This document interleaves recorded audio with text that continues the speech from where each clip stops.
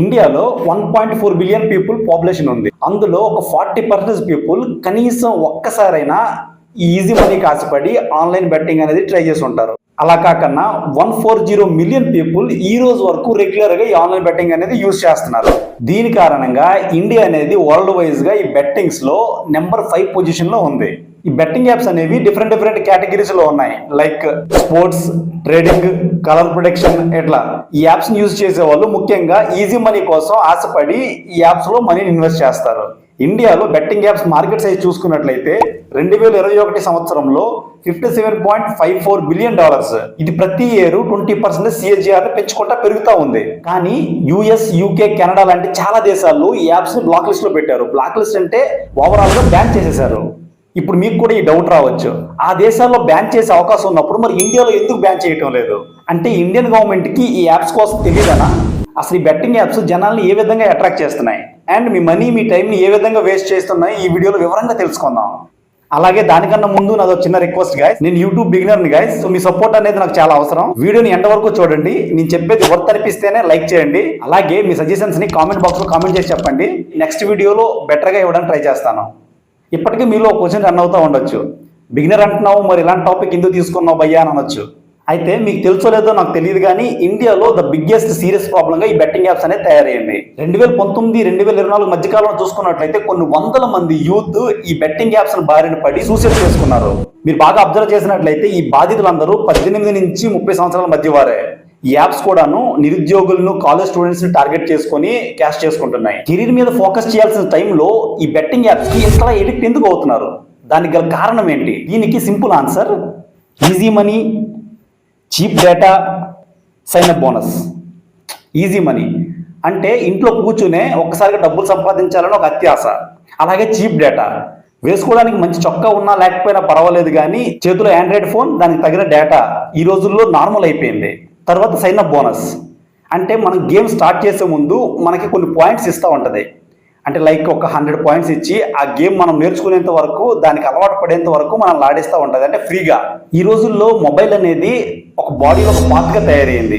Mobile లేకపోతే రోజు గడవదు, ఒక పూట గడవదు, అట్లీస్ట్ ఒక 1 అవర్ కూడా ఉండలేము అనేంతలాగా మొబైల్కి జనాలు అంతలా అడిక్ట్ అయిపోయారు. సో ఈ బలహీనతను అడ్వాంటేజ్గా తీసుకొని ఈ ఆన్లైన్ గేమ్స్ అనేవి యూత్ని బొట్టలో వేసుకుంటున్నాయి. సినిమాకి అసలు కాదు ఇక్కడే స్టార్ట్ అవుతుంది. ఈ ఆన్లైన్ గేమ్స్ అనేవి నీలాంటి నాలాంటి సామాన్యుడి వరకు ఎలా వెళ్తున్నాయి, అంతలా ఎలా రీచ్ వస్తుంది వీటికి? దీనికి మెయిన్గా ఇప్పుడు మనకి కాంట్రవర్సీ అయినటువంటి టాపిక్ని మాట్లాడుకుంటున్నాం. అంటే మనం కాంట్రవర్సీ చేయడానికి టాపిక్ మాట్లాడటం లేదు. సమస్య ఎక్కడ ఉంటుంది, అసలు ఏంటి సమస్య, సమస్యకి గల పరిష్కారం ఏంటి, మన వల్ల అవుతుందా లేదా?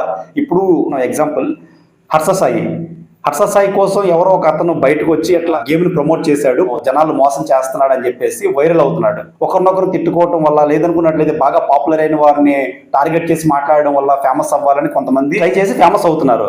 సో అలా కాకుండా మనం కాంట్రవర్సీ క్రియేట్ చేయడం కోసం కాదు, అసలు సమస్య ఎక్కడ స్టార్ట్ అవుతుంది, నిజంగా వీళ్ళే ప్రమోట్ చేసే వాళ్ళే ప్రాబ్లం అవుతుందా, అసలు సమస్య ఎక్కడ స్టార్ట్ అవుతుంది అనేది మనం తెలుసుకుందాం. ఈ యాప్ని సామాన్యుల వరకు తీసుకురావడానికి పెద్ద బిగ్గెస్ట్ ప్లాట్ఫామ్ అనేది ఇన్ఫ్లుయెన్సర్స్. అంటే like Instagram, Facebook, YouTube reels, ఎట్లా ఎవరైతే బాగా ఫాలోవర్స్ని పెంచుకొని ఫేమస్ అయి ఉన్నారో వాళ్ళకి డబ్బులు ఇచ్చి ప్రమోట్ చేయమంటది. లైక్ హర్ష సాయి, నాన్వేషణ, ఇట్లా పెద్ద ఫేమస్ యూట్యూబర్స్ ఉన్నారు. సో వీళ్ళని మీడియేటర్గా యూజ్ చేసుకుని ఈ ఆన్లైన్ గేమ్స్ అనేవి మనలాంటి సామాన్యుల వరకు వస్తున్నాయి అన్నమాట. మీరు ఇక్కడ అబ్జర్వ్ చేయాల్సిన పాయింట్ ఏంటంటే 30 మినిట్స్ వీడియోలో లాస్ట్ ఒక 30 సెకండ్స్ అతను చెప్తాడు. ఏమని చెప్తాడంటే, ఈ గేమ్ ఆడటం వల్ల నేను కారు కొన్నాను, బైక్ కొన్నాను, సో మీరు కూడా ఈ గేమ్ ఆడండి, ఈ విధంగా లాగిన్ అవ్వండి, ఇన్స్టాగ్రామ్లో లింక్ పెడుతున్నాను, దీంట్లో ఫాలో అవ్వండి, దాంట్లో చేయండి. అట్లా చెప్పడం వల్ల దాన్ని చూసిన ఫాలోవర్స్ సరదా కోసం చాలా సరదాగా స్టార్ట్ చేస్తారు, సరదాగా దాంట్లో దిగుతారు. ఇలా సరదాగా స్టార్ట్ అయిన ఈ గేమ్ అనేది ఆఖరికి ప్రాణం తీసుకునేంత లెవెల్ వరకు వెళ్తుందంటే ఎంతలా మనల్ని ఎడిక్ట్ చేస్తుంది, ఎంతలా మనల్ని ఆ ట్రాప్లో ముంచుతుంది అనేది మనం బాగా గమనించాల్సిన విషయం. యాక్చువల్గా ఈ కార్డ్స్, ఈ గేమ్స్, ఈ గ్యాంబ్లింగ్ అనేవి ఇప్పుడు స్టార్ట్ అయినవి కాదు. ఇది తెలుసుకోవాలనుకున్నట్లయితే ఒక 150 సంవత్సరాలు వెనక్కి వెళ్దాం. అప్పట్లో ఆన్లైన్ గేమ్స్ అనేవి లేవు. విందు వినోదాల కోసం ఒక దగ్గర గ్యాదర్ అయినప్పుడు సరదాగా టైం పాస్ కోసం స్టార్ట్ చేసిన ఈ గ్యాంబ్లింగ్, ఈ కార్డ్స్ ఇవన్నీను కొన్ని రోజులకి ఒక పెద్ద సమస్యగా మారింది. అప్పుడు బ్రిటిష్ ప్రభుత్వం ఏం చేసిందంటే దీని మీద ఒక యాక్ట్ తీసుకొచ్చింది. అదే 1867 పబ్లిక్ గ్యాంబ్లింగ్ యాక్ట్. ఒక మాదిరిగా చెప్పాలంటే ఈ జూదం అనేది ద్వాపర యుగంలోనే స్టార్ట్ అయింది. అప్పట్లో ఈ జూదం వల్ల కొన్ని రాజ్యాలే కూలిపోయాయి. సో అది వేరే టాపిక్. ఈ యాక్ట్ ఏం చెప్తుందంటే స్కిల్స్ బేస్ చేసుకుని ఆడే గేమ్స్ ఏవి కూడా జూదంలోకి రావు అని చెప్తుంది. అంటే లైక్ ఇప్పుడు మనం చెస్ ఆడుతున్నాం అనుకోండి, దానికి మన స్కిల్స్ కావాలి. అట్లా ఏదైనా స్కిల్ ని ఉపయోగించుకొని ఆడిన గేమ్ ఏదైనా కూడాను గ్యాంబ్లింగ్ లో రాదు, ఇది జూదం కాదు అన్నట్టుగా మనకు ఆ యాక్ట్ చెప్తుంది. ఇండిపెండెన్స్ వచ్చిన తర్వాత కూడాను మన వాళ్ళు దీన్ని పెద్దగా ఏం చేంజ్ చేయలేదు. సో ఇందులో ఉన్న చిన్న చిన్న లూప్ హోల్స్ పట్టుకొని ఈ ఆన్లైన్ గేమ్స్ అనేవి చాలా మంది అవుతున్నాయి. అయితే మీరు అనుకోవచ్చు, ఇంత జరుగుతున్నా కూడాను గవర్నమెంట్ దీని మీద ఏమి యాక్షన్ తీసుకోలేదా, ఎవరు కేసు వేయలేదా అంటే 1960, 1970లో చాలా మంది ఇలాగే కేసులు వేశారు. అంటే ఆ టైంలో ఎక్కువగా సూసైడ్స్ కేసెస్ రావడం, యూత్ ఎక్కువగా చనిపోవటం, ఈ ఆడటం వలన డిప్రెషన్ లోకి వెళ్ళటం, ప్రాబ్లమ్స్ క్రియేట్ అవడం వలన కేసెస్ వేశారు. అవి కేసెస్ కోర్టు వరకు వెళ్ళినా కూడాను, అంటే లైక్ రమ్మి ఉందనుకోండి, రమ్మి అనేది అదృష్ట ప్రకారంగా ఆడే గేమ్ కాదు, స్కిల్ ని బట్టి ఆడే గేమ్ అన్నట్టుగా ప్రూవ్ చేస్తారు వాళ్ళు.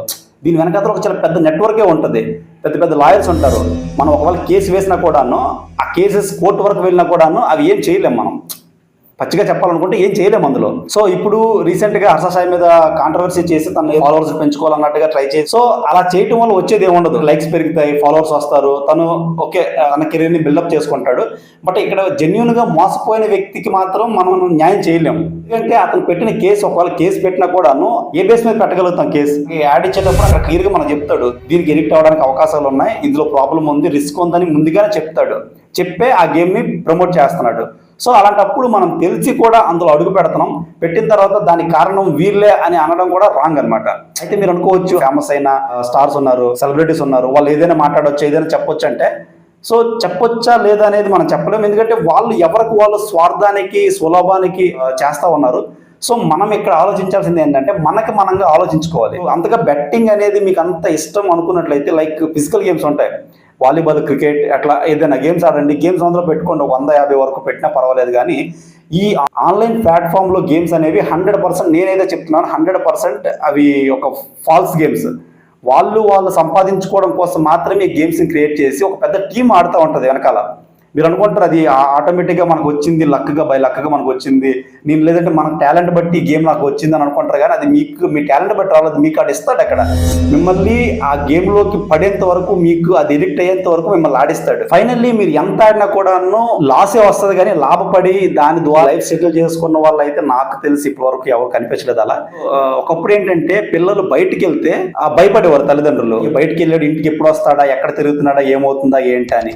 కానీ ఈ రోజుల్లో ఏమైపోయిందంటే పిల్లలు ఇంట్లో ఉన్నా కూడా భయపడాల్సిన పరిస్థితి. ఫోన్ ఉంది, ఏం చేస్తున్నాడా, ఏం జరుగుతుందా.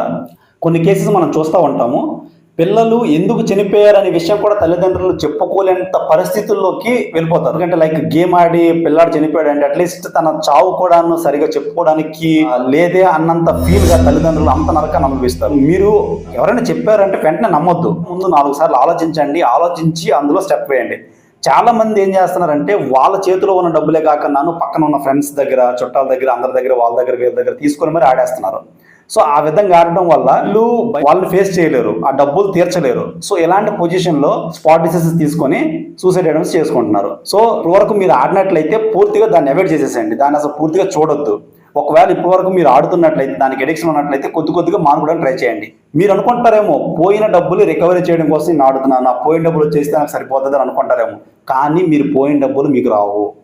పోయింది ఇప్పటివరకు ఏదైతే పోయిందో ఇంకా పోయింది, వదిలేసేయండి దాన్ని, ఇంకా మర్చిపోండి. ఇంకా పోయిన డబ్బులు రావు. ఇంకా ఓకే, ఆ పోయిన డబ్బుల్ని కష్టపడి ఏ విధంగా పార్ట్ టైం జాబ్ ఏదైనా చేసుకోవాలా, సైడ్ ఇన్కమ్ ఏదైనా ఎర్న్ చేయాలా, అట్లా ఈ విధంగా ప్లాన్ చేసుకొని ఆ పోయిన డబ్బుల్ని రికవర్ చేసుకొని ట్రై చేయండి. కానీ అదే గేమ్ ఆడి మళ్ళీ సంపాదిస్తాను అనుకోవటం మాత్రం చాలా రాంగ్. అది మాత్రం మీరు 100% మీరు ఆ తప్పు చేయొద్దు. అలా చేసే చాలా మంది ప్రాణాల మీద తెచ్చుకున్నారు. సో నేను ఇచ్చే సజెషన్ ఏంటంటే అలా ఎట్టి పరిస్థితులు చేయొద్దు. ముఖ్యంగా తల్లిదండ్రులు ఈ విషయాన్ని బాగా అబ్జర్వ్ చేయండి. పిల్లల చేతిలో ఫోన్ ఉంది, ఏం చేస్తున్నారా, ఎలా ఉన్నారు అనేది ఎప్పటికప్పుడు అబ్జర్వ్ చేస్తూ ఉండండి. ఎందుకంటే మనకి తెలిసేటప్పటికీ అంత అయిపోతుంది. సో ఇవి మన ఇండియాలో చాలా ఎక్కువ అయిపోయినాయి ఈ కేసెస్.